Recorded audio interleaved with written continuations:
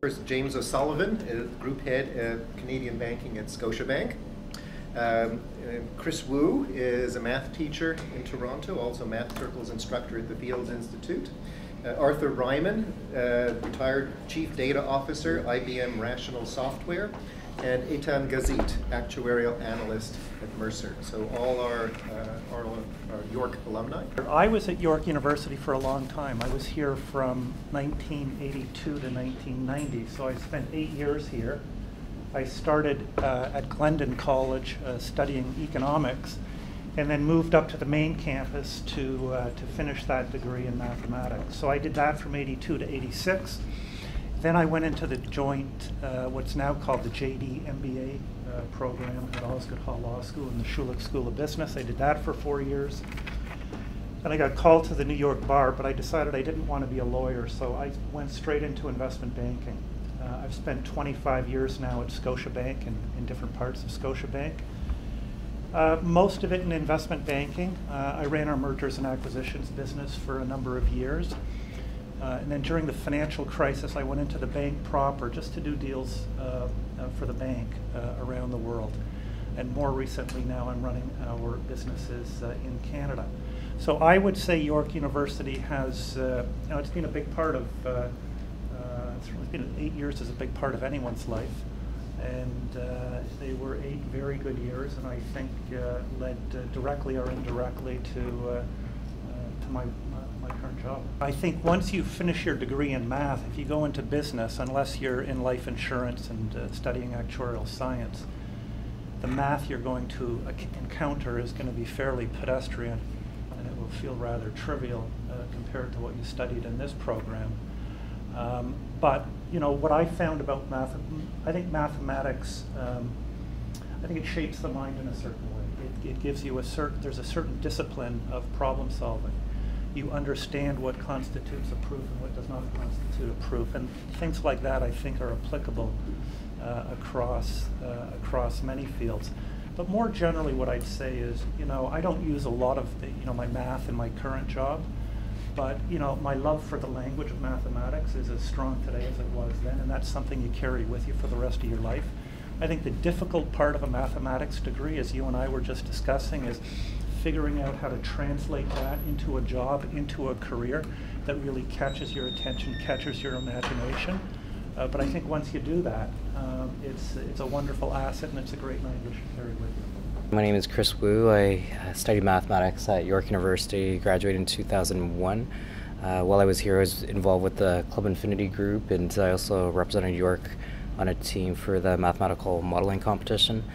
For myself, I wasn't quite too sure what I wanted to do as a career, but I did know that I enjoyed math. So I studied math, and I was volunteering with a Christian organization working with at-risk youth in the Jane Wilson corridor.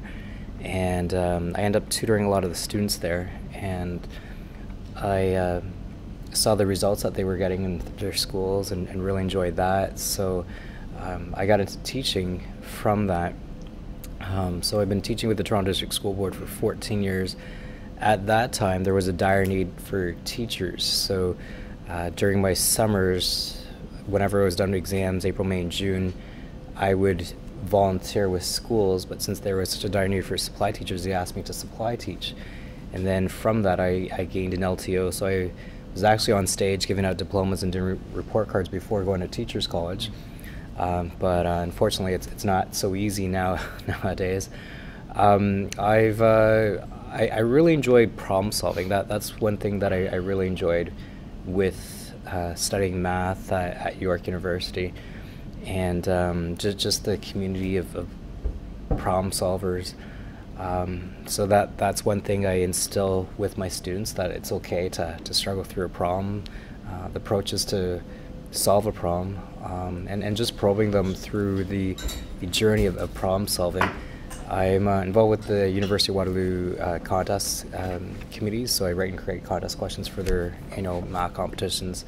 And then I also was an instructor at Math Circles at the Fields Institute. And also I took the initiative to start a math camp at York University.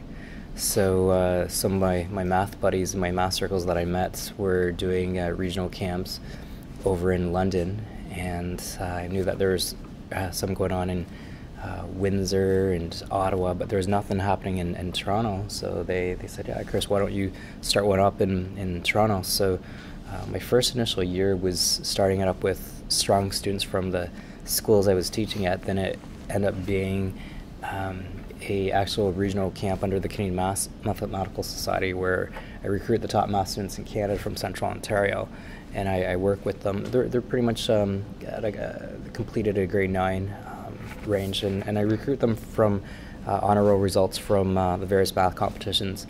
And once a week over the summer, we run this math camp to just really embrace and cultivate their love of mathematics and learning. So Neil's one of my co-organizers. He helped me out with that. And right now, actually last year, I started up my master's program in math. My love and enjoyment of it. So I always knew what I wanted to do. I always wanted to be a scientist. From a very young age, I had microscopes, chemistry sets, collected rocks, etc. As I went into high school, I had questions of my teachers, my physics teachers in particular. And at one point, my physics teacher, I remember his name, Mr. Paul, I asked him, how does a laser work? And he said, here's a book. He had that habit, which is give me a book. He had a good library. And I started reading the book, and I could read most of it, but there were these funny symbols in it, these squiggly S's and Greek letters. And I said, what's that? And he said, that's calculus. So in high school, I went to the math prof, or the math teacher, Mr. Nichols, and he gave me calculus books. And I got self-taught, and I was just hooked on the power of math at a young age. And in fact, I got my first visit to York was actually as a high school student. I got on a summer science program, I guess in the summer of '68 maybe, and it was a great program. And I met some faculty members here, and I was in grade 12 at the time.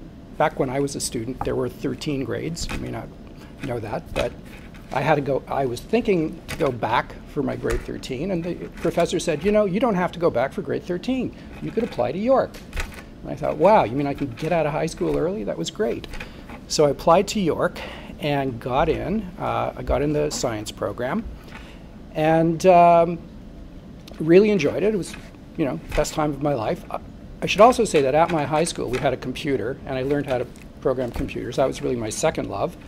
And I was able to put myself through university by programming for various departments at York. And then I wanted to go on. I wanted to do graduate work, so I got a scholarship to go to England. I first of all ended up at the University of London. I was interested in theoretical physics, I should say. And I ended up being supervised by a person named Roger Penrose. Anybody know who he is? Well, has anybody seen the movie Theory of Everything? He's the guy that Hawking goes to listen to in London. He tells him about how black holes work. So I had a great time in England and learned to drink, learned to play squash. And then my supervisor got a chair at Oxford. So I finished my master's degree in London, went to Oxford for 2 years. I learned to row there. That was great. And then I decided to come back, and I ended up doing a postdoc I got my PhD, did a postdoc, again, back at York. I'd kept in touch with some of my professors, and they offered me a postdoc. I mean, I had that combination of skills, math and computer programming, which was, you know, very marketable.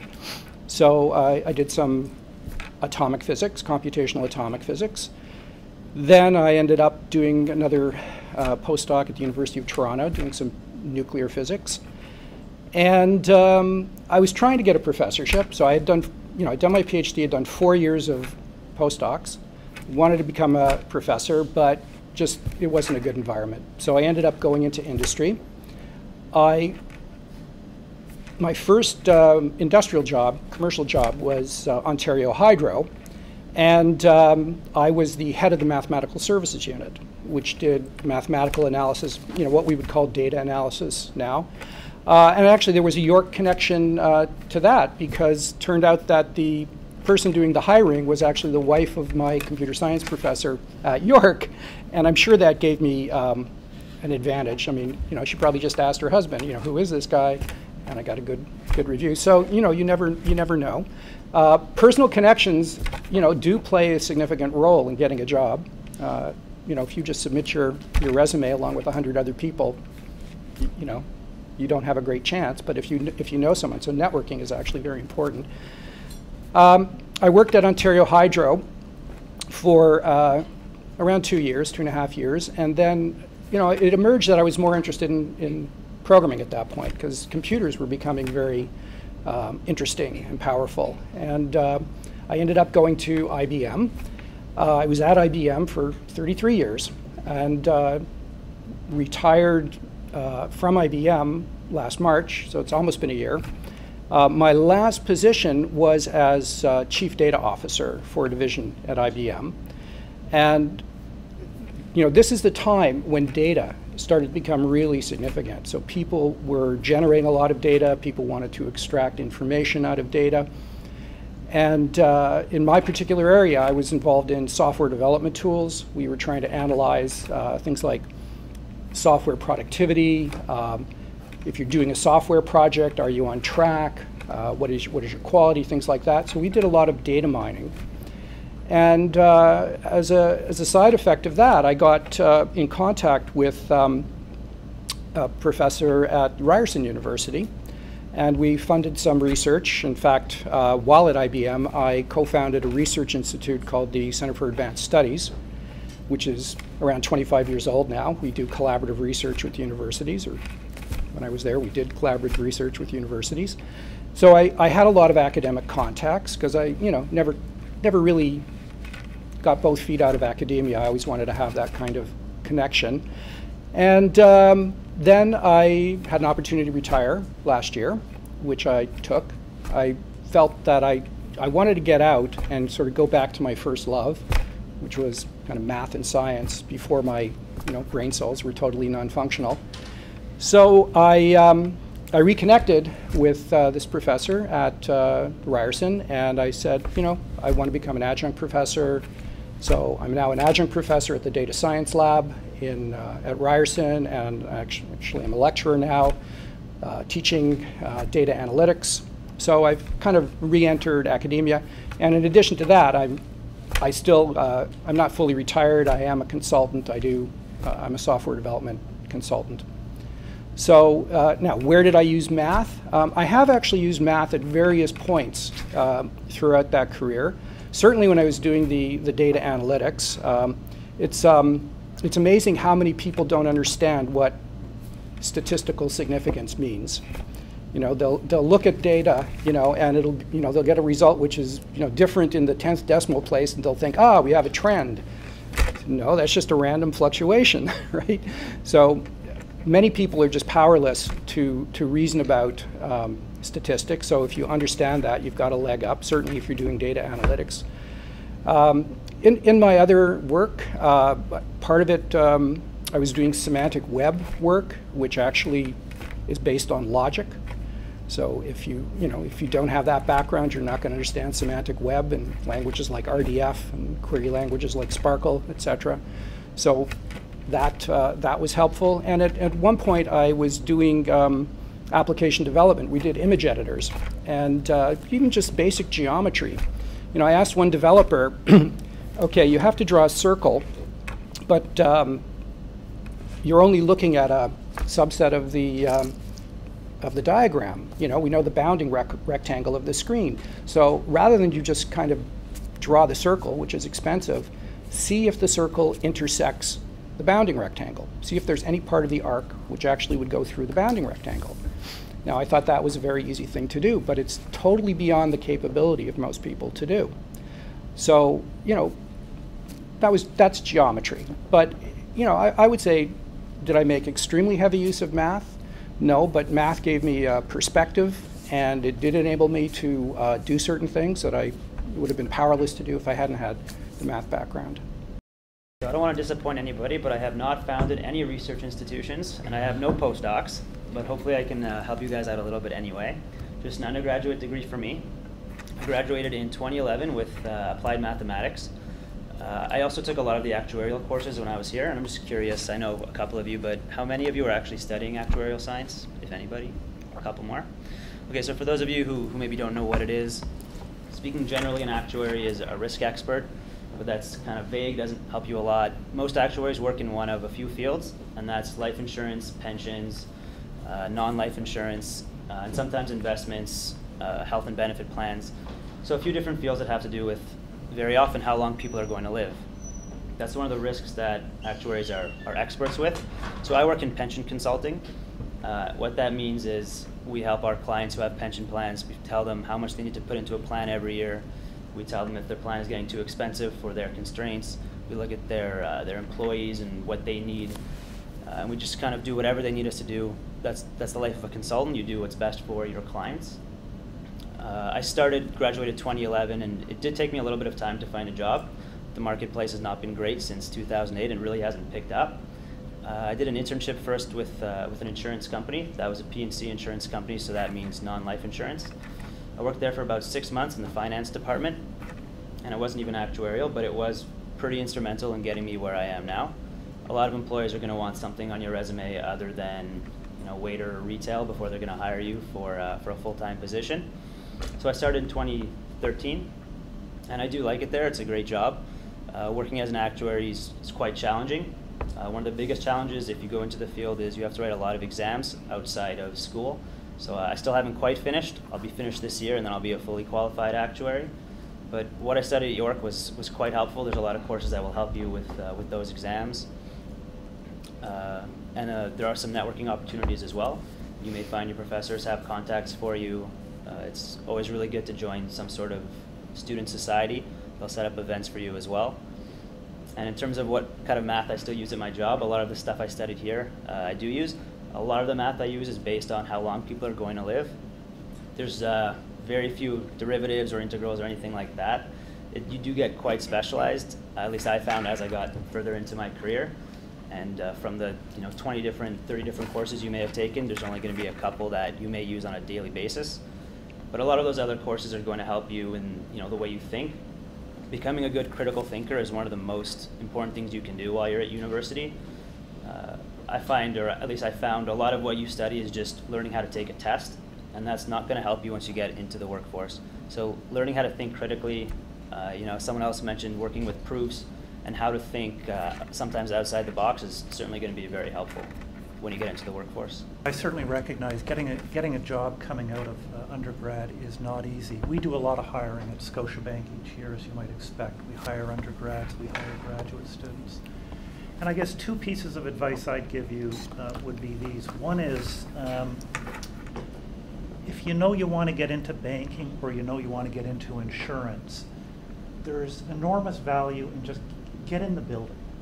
Okay, so try not to be too fussy about what that initial job is, but get in the building, because frankly, that's where you're going to build your network, and you're going to build a network within the bank or within the insurance company, but certainly within that industry that you have a real interest in. So I have found some people very fussy about exactly what that first job looks like. My advice is don't be too fussy. Be fussy about kind of what you're interested in as a category or as an industry. But after that, be open-minded about kind of what job you go into, because you will very quickly build a network. And once you have a network within that organization, you'll be able to move around pretty quickly if you're good. The second thing I'd say is, doing well at your studies is very important. But as I say to my 18-year-old son regularly, A students often end up working for B students. And I've seen that my whole career. You got to be well-rounded, okay? Do as well as you can at school, but be a well-rounded person. Have hobbies, have interests. Make sure you think about family, community, whatever else is important to you. But the things that jump off a resume, it's often the stuff on the margin, Okay, it's not just the university you went to, the program you took, the grades you took. When we're hiring, we're looking for people who are interesting. So to the extent possible, try to build a resume that reflects, you know, a well-rounded person. And as I say, don't be too fussy about what that first job is. You will build a network very, very quickly once you're in a large organization. When I hire, I look for track record. I don't really, this might sound rude, but I don't really care what your aspirations are. Okay? So, you know, you can come in saying, you know, I want to be the best actuary or data analyst on earth, and they say, well, what could you tell me something you've done? Because you're not just going to become, you know, a great actuary or data scientist on the job. You have to demonstrate that you've actually achieved something in the past. And getting a degree is actually an achievement. We hire programmers, web developers, for example. If somebody comes in and tells me that they're a great web developer, the first thing I'm going to ask them is, show me one of your websites. Okay? If you don't have experience, I mean, if you're very early in your career and you don't have direct job experience, we look for other indicators. Like maybe you've demonstrated leadership capability. Maybe you were captain of your volleyball team, or you organized something. That shows leadership capability. And you may be hired for a very specific job, but the odds are you're not going to do that job forever. So we're looking for people who have general skills, and in fact, being a generalist is very valuable because that's a survival trait. The environment which caused the current job to be filled, those conditions may change, and you may have to move to another job. So the fact that you get hired to do one thing doesn't mean you'll do that forever. And as James said, you know, get in the door. After you've done a job for 1 or 2 years, you'll know what else is available in that organization, and you'll meet people, and you'll be able to take advantage of job openings. I know, I think I took, I believe it was one course for a 4-year degree that required me to write an essay. And then you get into the workforce, and your boss is going to want to report pretty regularly on whatever it is you're doing. You're almost never going to be, you know, giving him a number and saying, there you go. It's more than just writing emails. You need to be able to communicate clearly, write with proper grammar. If you don't speak clearly, if you don't write clearly, it's going to get noticed in the workforce. So I don't know what kind of courses you have available now, but if nothing else, just take an English course, something where you can practice writing on a regular basis, because it really shows when you have a company where everyone's from a math or statistics background and everyone sounds like it as well. If you can sound like you have a background a little more well-rounded, it's going to show. Don't think you're being polite by being silent. I mean, a lot of people come into a job and, you know, they're in a meeting and they never say a word, and they don't get anywhere. So in order to get ahead, I mean, you're going to be hired in at an entry-level position. If you don't want to stay there forever, you've got to start demonstrating some other characteristics. You have to be able to communicate, express ideas, you know, and don't be afraid to suggest ideas. I know at IBM, first few months I was there, I was very quiet and very polite, and then I got exposed to some other people who were really aggressive, quite frankly, but they were very effective, you know, and they were passionate, and so I copied them, and it worked. So I know probably a lot of you are petrified of speaking in public. If you have an opportunity, you know, do it. Get some experience so you're not nervous. Developing a lot of tact.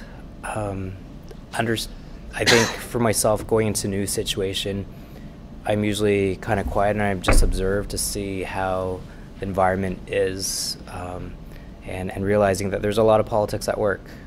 I guess for myself, you know, with different colleagues, with parents, with administrators, and just knowing, you know, different roles. So sometimes if the opportunity arises or presents itself, you know, you can take on more of a leadership role. Sometimes you're more of a team player and helping out. I think for myself, it wasn't so easy as, okay, you know what, I have some great ideas. This is, you know, all this wonderful stuff about math and all this neat stuff that you can do with it. Here's your homework, and there you go. there's a lot of socioeconomical factors, a lot of students who come from single-parent homes, who come from broken homes, who have a lot of tough situations that they're coming from. So at school as a teacher, I'm not just a teacher during the day, but oftentimes I'm a social worker, you know, I'm the parent, you know, and you play a whole bunch of different roles. And oftentimes you can't predict what kind of situations you'll come across.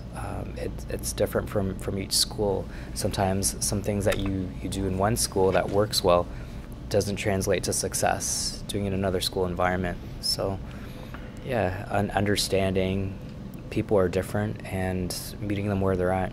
So I was fortunate because I went from math to law school, right? The law school was 150 yards away from the math department in the Ross building, and so I was able to develop, you know, a completely different set of skills that when I got to the workforce, you know, I realized were of great value. But, you know, maybe it'd be helpful for me to share with you how I kind of rate people as they come into Scotiabank and sort of progress through their careers. I think work ethic is tremendously important. There's no substitute for a great work ethic. There really isn't.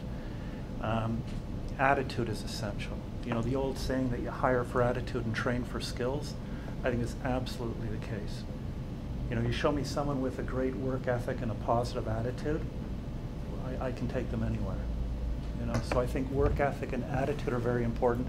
And in terms of attitude, you know, there's different aspects of it, but what I have found is that the people that are most successful are those that would have what we now call kind of a learning mindset and maintain that learning mindset for as long as possible through their careers. So if you have a great work ethic, a good attitude, and that learning mindset, it's a very, very, and some of those I recognize aren't, you know, you don't take a course in work ethic or a course in attitude or a course in a learning mindset. But you know, we can all grow, we can all kind of develop ourselves, and those are all traits that I think each of us can make, you know, part of our character if we put our minds to. But I have found those are three things certainly that are quite powerful in terms of determining success from failure in the environments I've been part of. If the job is interesting, and that sounds like an interesting job, and you think that's an industry within which you'd like to build a career, i.e. financial services, I would absolutely take it. Absolutely. Mm-hmm. But I would think through, you know, there's a very wide range of jobs, so think through what skills that job is going to, you know, require for success. So you know, as I said to you, if they're going to hire you as an advisor, it helps to be an extrovert. It's a bit tougher if you're an introvert. But if you enjoy people, if you're comfortable in that environment, then you're going to be in the building, and you know, sooner or later you will figure out exactly where in that company or in that industry, you know, you really can express yourself and develop your talents. So I don't mean to say take anything. There's got to be some boundaries around this, obviously. But what you described to me sounds very interesting, frankly. If the company has a career path for you, then it's very good to get in that company. Once you're an employee in a big company, you'll find that all the positions are advertised internally, and they give preference to internal hires. And if you tell your manager what your career goal is, they'll help you. You know, you'll have to, you know, fulfill 1 or 2 years of service, like, because that manager hired you for a reason. You don't want to get a reputation for job hopping, because nobody, you know, if you had, you know, 6 jobs in 3 years, people probably wouldn't want to hire you because they wouldn't want to invest their time in you. But if you stayed at a place for 2 years and then changed jobs, that's totally reasonable, and you know, you have that inside edge in a big company.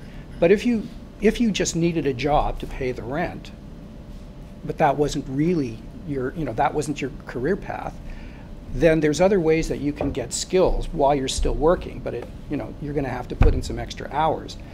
You can volunteer, in effect. You can be an intern. There's a lot of companies, especially in the area of data analytics now, that would love to get an intern and help them analyze their data. There's also the internet, and there's tons of projects on the internet. I mean, software, we call them open source projects, but that's really for straight up software development, but it's kind of expanding now. Any kind of organization is going to need people, and there's many volunteer organizations. It could be a charity, whatever, community group. They probably have a website. They probably, maybe they want to do some data analytics. Whatever it is that you want to do, you can probably volunteer, and then that's, first of all, you're building your skills, and second of all, you're creating a nice resume. So, but you've then you've got a day job, plus you've got this volunteer activity. So how dedicated are you going to be? How serious are you? It's up to you. So yeah, but don't sit back and wait for the perfect job to come along. You'll be sitting back for a long time. So when I got hired at IBM, I was hired because I had on my resume that I had APL programming experience. APL was a very cool language in the 60s. And IBM had a project that they thought they needed APL programmers. They thought they were going to do an APL project. Now, I had a lot of other general skills. I had math, I had physics, I had Fortran. I wasn't just a one-trick pony. But they hired me for APL, and then 3 months later, manager comes into my office, plops this spec on my desk, and says, "We'd like you to work on this," and it had nothing to do with APL. But he knew that I had enough general skills that I could handle this new assignment. So you may get hired for one thing, but the odds are that job won't last forever. In fact, I don't know of any job that lasts forever. I mean, the tech, especially in a high-tech industry, the technology changes very rapidly, and the rate of change is actually accelerating. It used to be a technology would last 2 or 3 years. Now it's every 6 months there's something new. So, and again, somebody mentioned you have to be a lifelong learner. You don't think that just because you're at a university, that's it. You can throw away your books. You're going to be constantly learning. I think the difference is, and I really like the way this was put once, that when you go to school, you learn things just in case you might need them. You learn all sorts of things that you're never going to use, in fact. But we can't afford to do that anymore. We can't afford to teach you something, especially in industry. We can't afford to teach you something that you might need. So now the emphasis on just-in-time learning. So if you know that a technology is rising, for example, one of the rising technologies, for example, is Apache Spark. It's sort of like superseded Hadoop, right? Now, you may not be hired by a company because you have Spark skills. They may not even know they need Spark skills. But if you invest the time and you learn Spark and you get hired by that company, you can then say, well, you know what? A better way of doing this is Spark. Or you could have been in your job for 2 or 3 years and everybody is sort of in a nice status quo. They think they're using a stable technology, but if you keep your eyes open and you see a new technology coming up and you learn it and you can convince people it's really a better technology, guess who leads the next project? You do. So, you're always making yourself obsolete, in effect. But it's better to make yourself obsolete than have somebody else make you obsolete. Interpersonal skills. And my guess is mathematics attracts, a large proportion of introverts, right? And I'm an introvert. But I've got to go to Vancouver tomorrow and speak to, in an open forum, about 800 people. And so, I'd encourage you to think about, there's a category of stuff you're really good at. There's probably a category of stuff that is a bit of an underbelly you're not as good at. Don't forget about that stuff. Don't hide it. You're all very young and you've got tons of time to kind of develop the stuff that you're not quite as good at. But over time, certainly in industry, certainly in a business environment, interpersonal, it's a community. You have to be able to relate to people effectively, both in writing and in the way you speak, in your attitude, in all of your communications. You can express that you're a well-rounded person in a resume for sure. And I think that's something I look for regularly. Attitude, if you speak to someone for half an hour, you get a bit of a sense of the person. So I think I wouldn't say you test for attitude, but you get a sense of the person, and what you're really trying to get a sense for is whether you want to spend time with them.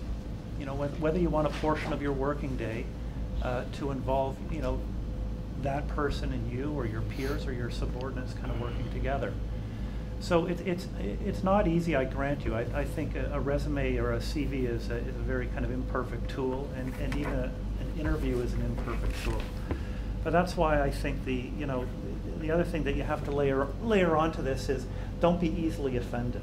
Okay, there'll be lots of jobs you apply for where you're turned down. Trust me, it's not about you. It's about them. Okay, and they probably glanced at the resume. They were too busy. They didn't give it due consideration. Persistence is a wonderful trait.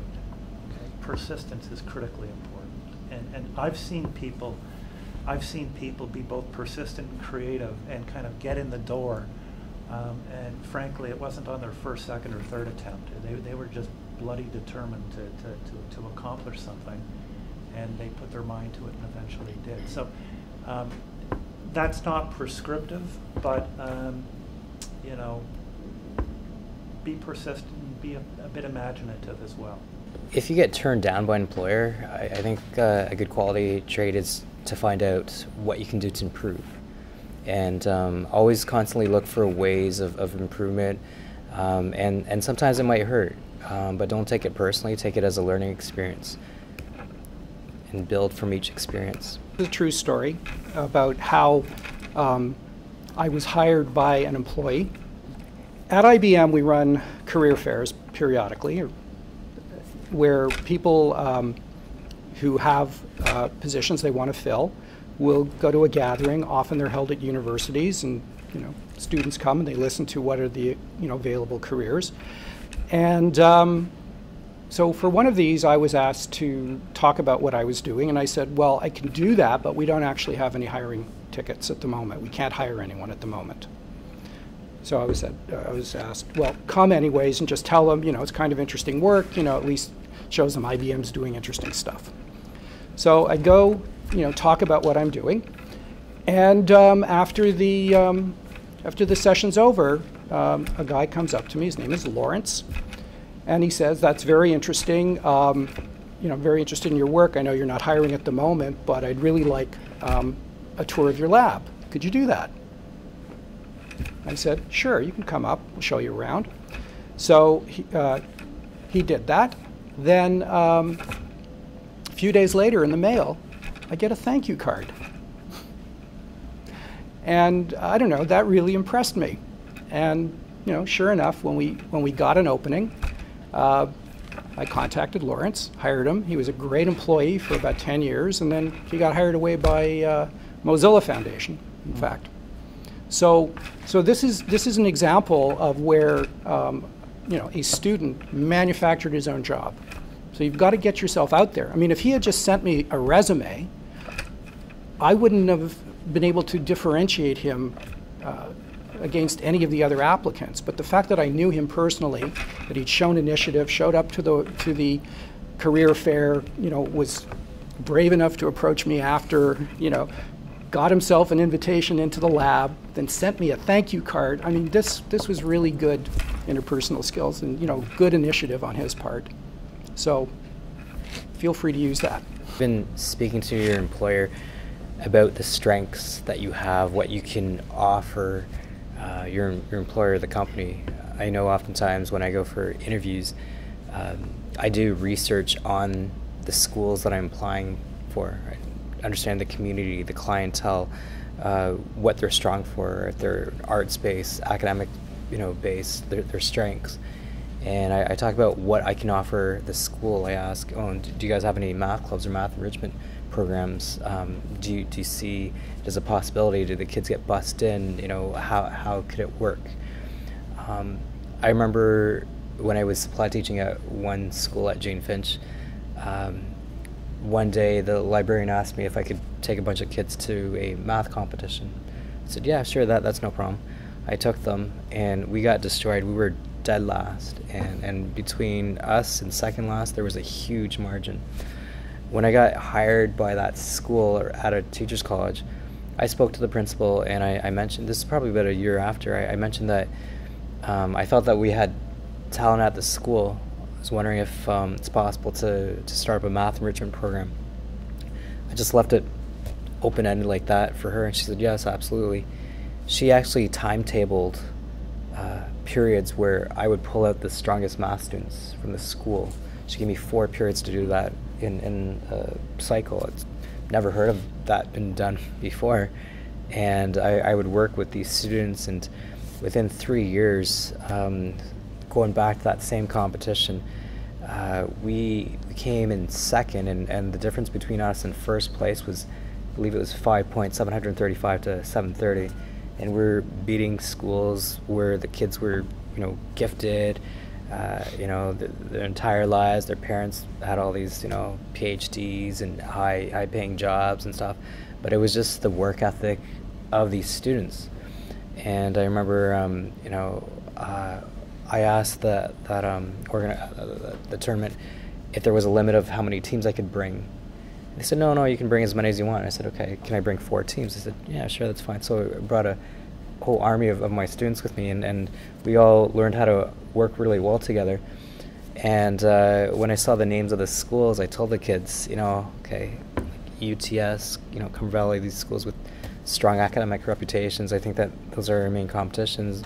And I asked them, would you guys like to try to stack one team and kind of go all in? Or do you like the teams as is? And they said, no, we like the teams as is, and the kids really had a great sense of confidence knowing that we spent a lot of time training together, that they didn't care about these kids who were sent to specialized math programs their entire lives, and they were just doing training with me for 3 years. They had the confidence in themselves, in each other, in me, the program, that they were going to do well. And sure enough, we did. So, having your strengths shine for, the company, the organization that you're working with, and looking for segues or opportunities of where you can share with your employer how your strengths can shine and work for them, so it's mutually beneficial. I think you have to ask yourself, what are you? Are you a seeker after truth, without regard to its monetary value, right? If that's the case, then probably you should be in academia. Do you want to build things? Do you want to create things? Well, then that's really engineering, Or do you want to just get rich and talk to James, Deal with money, right? So you have to know yourself. So I can't say yes, everybody should get a PhD, but you should assess yourself, see what really makes you get up in the morning. In fact, in any big company, you'll have people who become mentors and proteges. So early employees will get assigned mentors, or they'll find mentors. And so over my career, I've mentored a lot of people, and they always ask me, what should I do? And should I stay technical? Should I go into management? Should I go to a different division? And I always give them the same answer. I say, first of all, was there any point in your career where you really wanted to get up in the morning and go to work and finish what you were, keep doing what you were doing the other day? Was there any time when you really wanted to get out of bed and you were really excited about going to work? And if they say no, well, there's not much you can do, right? But if they say, I really liked it when I was working on, that database project, was fascinating. And I say, well, that's what you should be doing. Don't go into management because somebody is telling you that's a better career path. You have to understand what turns you on, what motivates you. You're never going to stop learning, by the way. There's way more information out there than any individual can possibly absorb, right?